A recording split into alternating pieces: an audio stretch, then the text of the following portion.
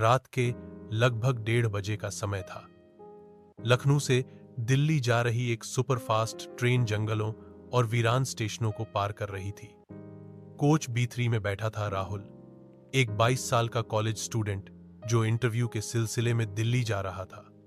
Coach में ज्यादा भीड़ नहीं थी। कुछ लोग सो रहे थे और कुछ मोबाइल में बिजी थे।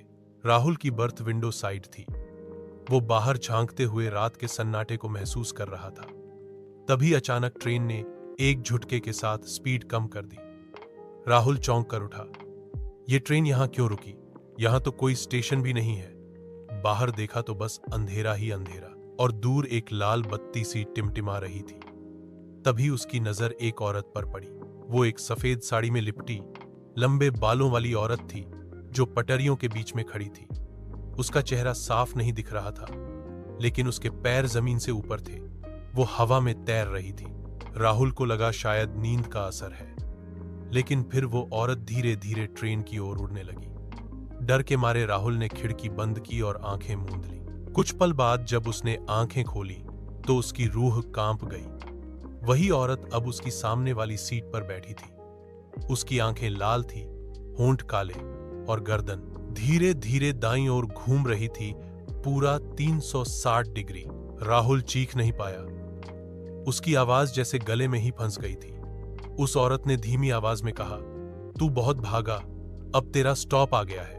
इतना कहकर वो राहुल की ओर झपटी और ट्रेन की लाइटें एकदम गुल हो गईं। अगले दिन सुबह जब ट्रेन दिल्ली पहुंची तो यात्री उठने लगे। किसी ने देखा कि B3 कोच की एक खिड़की से कोई चीज लटक रही है। गार्ड और पुलिस को बुलाया गया।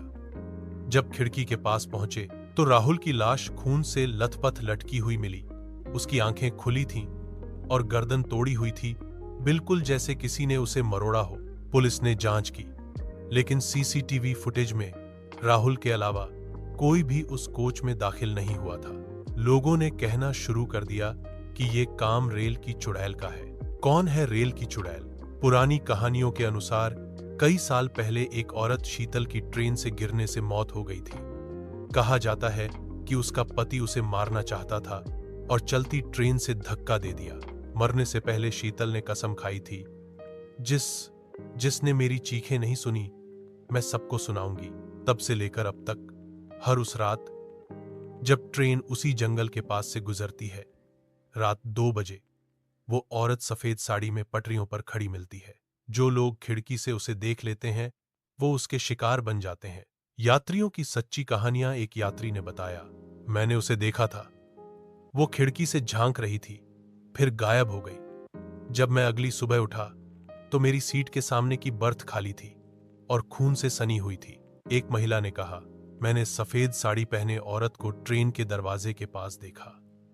जैसे ही मैं चिल्लाई, दरवाजा खुद ब खुद बंद हो गया। मेरी बेटी अब तक सदमे में है। रेलवे का जवाब। रेलवे इस कहानी को अफवाह बताता है, लेकिन B3 कोच नंबर वाले यात्रियों की रहस्यमयी मौतें पिछले 2 सालों से रिकॉर्ड में है।